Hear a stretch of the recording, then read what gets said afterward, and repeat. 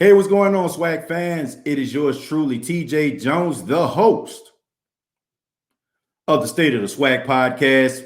And on this edition of the State of the SWAC, we're going to be talking about Marshall Faulk and him possibly being the front runner for the Southern University head coaching job. And we're also going to be talking about Jackson State quarterback Quincy Casey, who has decided to enter the transfer portal. But first, let's go ahead and talk about Marshall Faulk. According to sources, there are a lot of sources out there, people that are covering HBCU football, people that are covering major sports, NFL, right? People like Ian Rappaport of NFL Network. They are reporting that Marshall Faulk could possibly land the job at Southern University as their next head coach. And to me, this is a very, very good look, okay? And I'm extremely biased, okay, when I say this, because Marshall Faulk, who's originally from New Orleans, just like myself, who is a graduate of George Washington Carver High School, just like myself. So to say that I have some type of emotional investment into this whole thing is an understatement. But Southern University, man, like they are different, man. They're cut from a different cloth, right?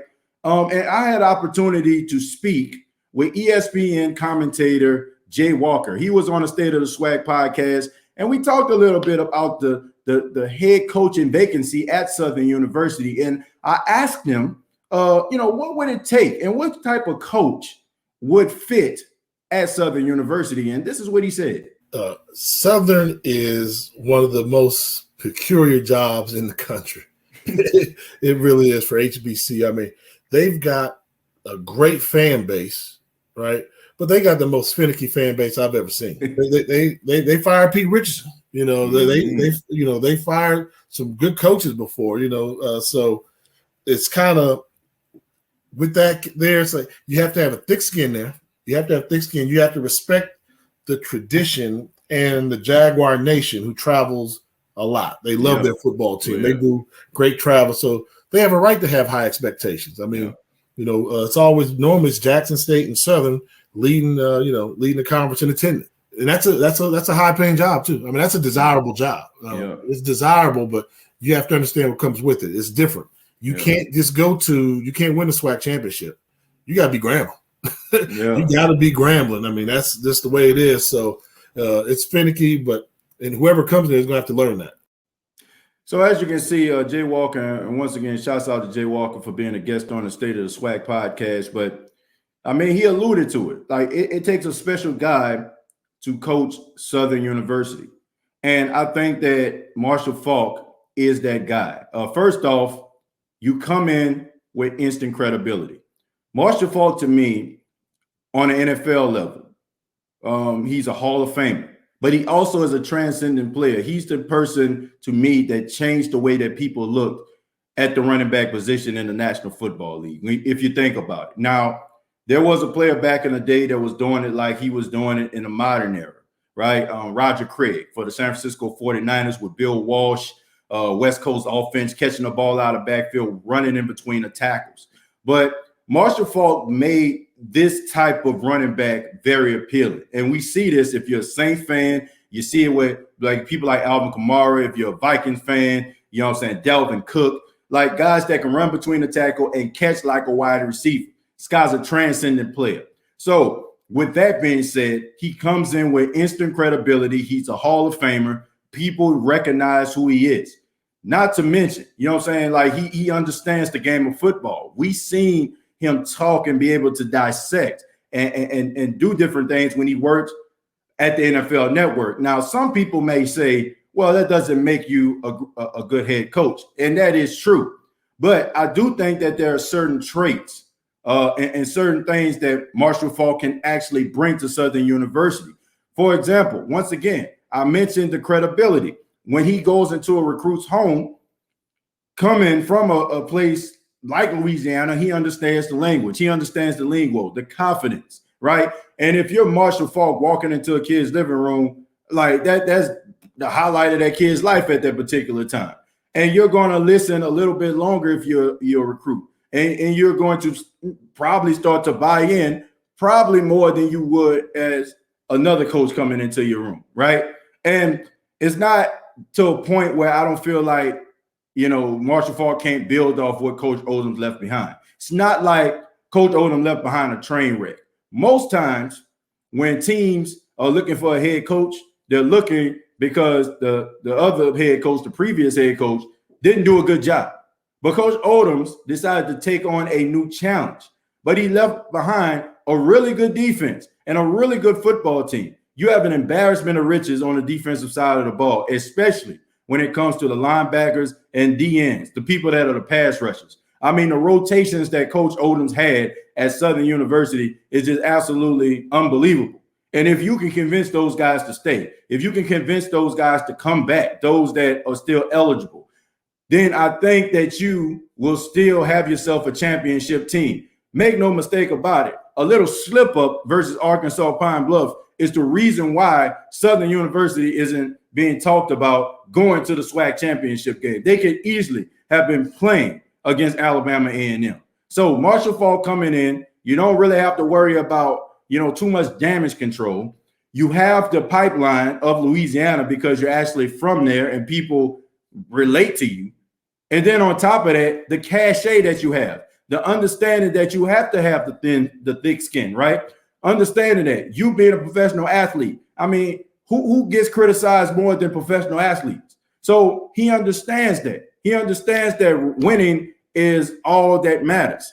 And if you don't, then maybe you're not the right coach. But if you're an all-time great, I think you understand that. So Marshall Faulk going to Southern University would be a great look for Southern University. I think that he can build at Southern University, and it would be another instant credible thing happening for HBCU and SWAC football, right? Because now you have not only Deion Sanders at Jackson State University, not only do you have Coach McNair out there at Alcorn, but now you have, guys like Marshall Faulk coming in. And I can't forget about Cornell Maynard and Doc Gamble, got Arkansas Pine Bluff playing at a high level. You got these guys coming in.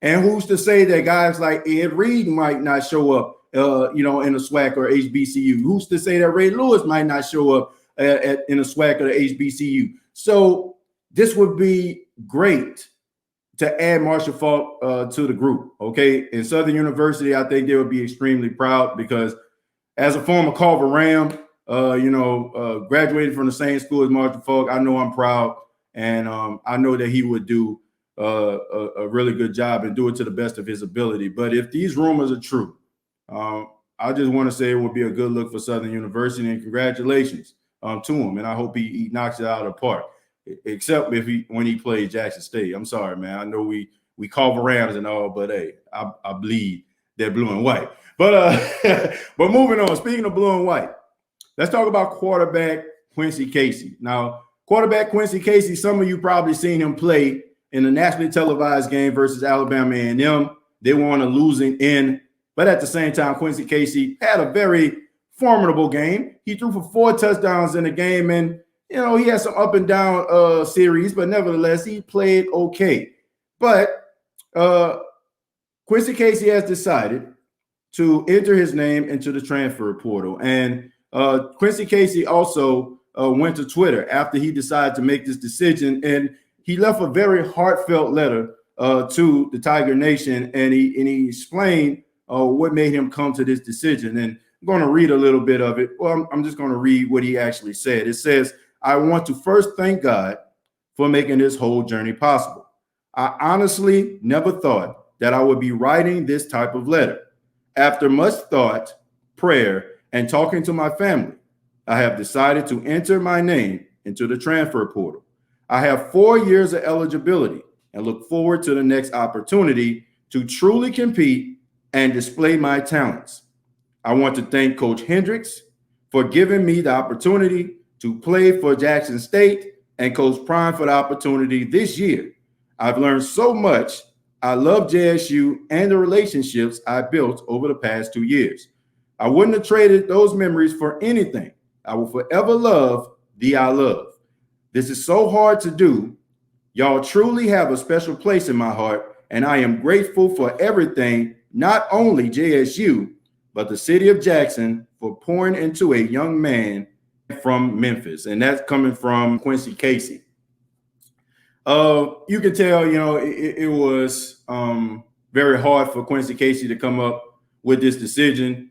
But I think that Quincy Casey understood and saw the writing on the wall. Okay. You know that Jackson State, Coach Prime, recruited his son, Shedeur Sanders, a 4-star recruit, the highest rated recruit that Jackson State has ever had.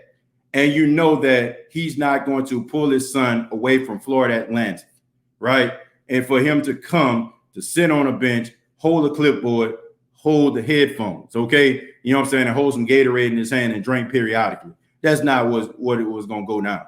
All right. I think Quincy Casey understood that. He understood that Sanders was going to be the next guy up, and he still wants to play. I mean, he's still young. He still had 4 years of eligibility, and he's a Coach Hendricks guy. I understand from a certain standpoint, right? It is hard for you to change the mind of a coach coming into a failing program. I'm sorry, Jackson State. It is what it is. Jackson State is a failing and was a failing program.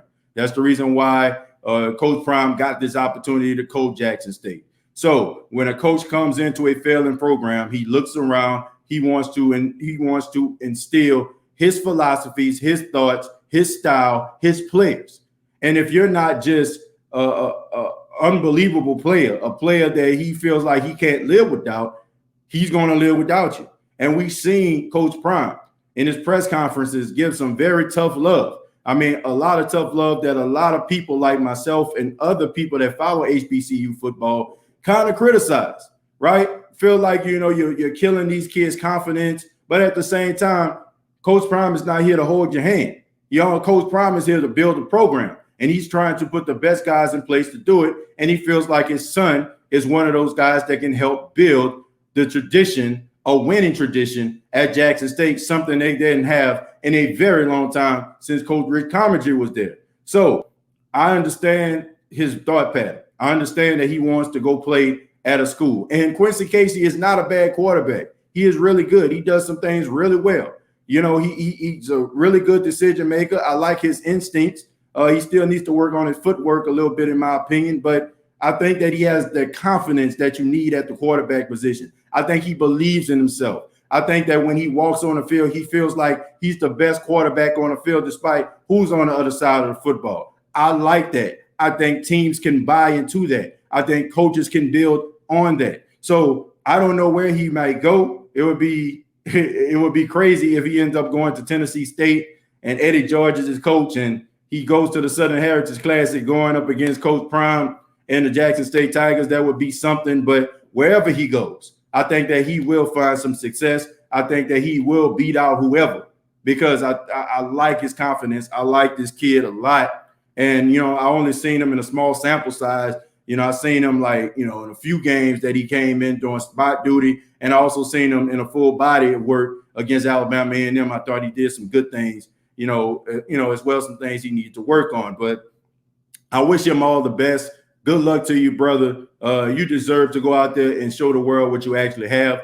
And at the same time, Coach Prime deserves to put his team in place. Okay, I feel like if I'm going to fail, I'm going to fail my way. Okay, if I'm going to be successful, I'm going to be successful my way. Okay, and it might not, it might rub people the wrong way. People might not like the way that I roll. People might not like the way that I operate. But at the same time, guess what? I'm going to do it, in the words of Frank Sinatra, my way.